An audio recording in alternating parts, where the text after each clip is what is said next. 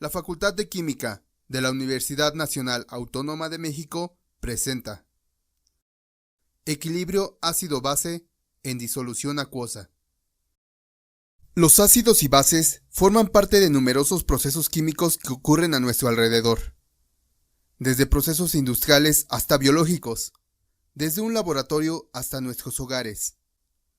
Los ácidos y bases son comunes y forman parte de nuestra vida diaria. La aspirina y la leche de magnesia son un ejemplo de un ácido y una base de uso común. Forman parte de muchos productos medicinales y domésticos. Anuncios televisivos hablan de pH en relación a productos como desodorantes, champús y antiácidos. El problema medioambiental de la lluvia ácida forma parte de las noticias en los medios de comunicación. En nuestro cuerpo, reacciones ácidas y básicas forman parte de la digestión de los alimentos.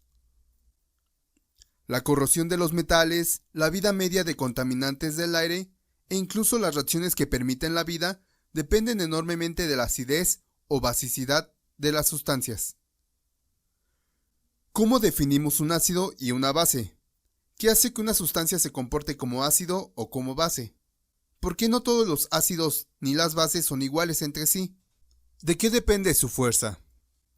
La palabra ácido proviene de la palabra latina acidus, que significa agrio. De manera práctica, los ácidos pueden identificarse por su sabor, su capacidad de reaccionar con muchos metales y la capacidad para cambiar el color de ciertos tintes. Las bases también se conocen como álcalis, cuya palabra proviene del árabe al-Khali y se utilizaba para designar a las cenizas de plantas, de las cuales podrían extraerse las sustancias alcalinas o básicas. Las bases tienen sabor amargo, se sienten resbaladizas, como el jabón, y también pueden cambiar el color de algunos tintes. Una característica de los ácidos y bases es que al mezclarse en ciertas proporciones, sus propiedades desaparecen por completo.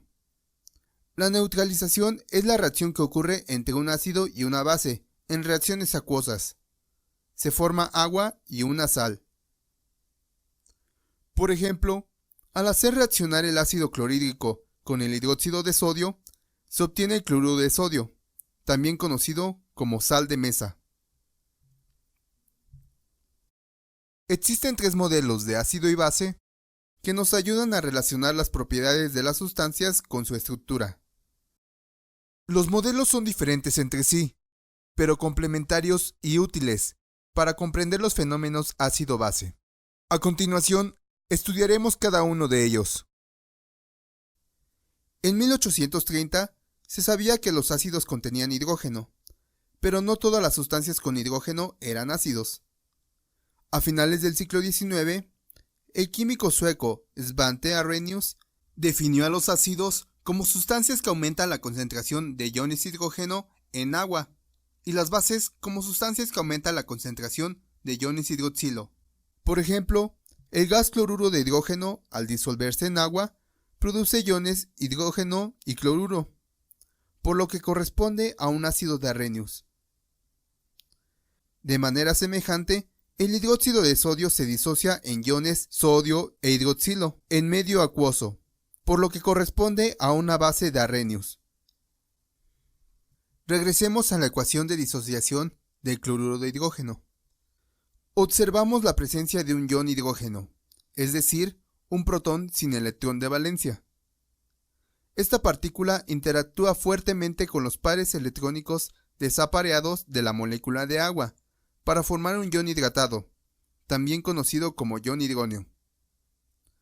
A nivel molecular, los iones hidrógeno se encuentran hidratados. En una ecuación química puede escribirse simplemente H+, para simplificar, pero el ion hidrógeno es una representación más cercana a la realidad. Ambas notaciones representan a la misma molécula en disolución acuosa. El modelo de ácidos y bases de Arrhenius es útil, pero se limita a medios acuosos. En 1923, Johannes Brønsten y Thomas Lowry propusieron de forma independiente un modelo más general, basado en la transferencia de iones hidrógeno de una molécula a otra. Así, un ácido es una sustancia capaz de donar un protón a otra sustancia, y una base aquella capaz de aceptar un protón. En la ecuación anterior, el agua funciona como base, recibiendo un protón, y el cloruro de hidrógeno como ácido, donándolo. Consideremos otro ejemplo, una disolución acuosa de amoníaco. El amoníaco funciona como una base, recibiendo un protón, y el agua como ácido, donándolo. Por favor, nota la forma en que el agua actúa en las distintas reacciones. En la primera reacción, recibe un protón de una sustancia más fuertemente ácida y actúa como base. En la segunda, dona un protón a una sustancia más fuertemente básica, actuando como ácido. A las sustancias capaces de actuar como ácidos o como bases se les conoce como anfolitos. Gilbert Lewis publicó su modelo de ácidos y bases el mismo año que Bronsted y Lowry. Para que una sustancia sea una base de Bronsted-Lowry, es decir, un aceptor de protones, debe poseer un par de electrones no compartidos con el que enlazar el protón. El amoníaco actúa como un receptor de protones, gracias al par de electrones libres. Lewis fue el primero en notar este aspecto, y propuso un modelo con énfasis en el par de electrones compartidos y no en los protones. Un ácido de Lewis es un aceptor de electrones, y una base de Lewis un donador de electrones. El amoníaco actúa como base, ya que dona sus electrones al protón, formando la especie ion amonio. La molécula de agua acepta el par de electrones del enlace con el protón, y actúa así como un ácido, transformándose en la especie hidroxilo. Las bases de Bronsted-Lowry son bases de Lewis. Sin embargo, un ácido de Lewis no necesariamente es un ácido de Bronsted-Lowry. Una reacción ácido-base puede ocurrir sin que un ion hidrógeno intervenga directamente. El trifluoruro de boro tiene un orbital vacío en su capa de valencia y actúa como un receptor de electrones. Utiliza el par de electrones de la base para crear una molécula más estable. Es decir, el trifluoruro de boro es un ácido de Lewis, a pesar de no donar protones como los ácidos de Bronsted-Lowry. La definición de ácidos de Lewis es más general y aumenta el número de especies que se consideran ácidos. La siguiente tabla presenta un resumen del tema.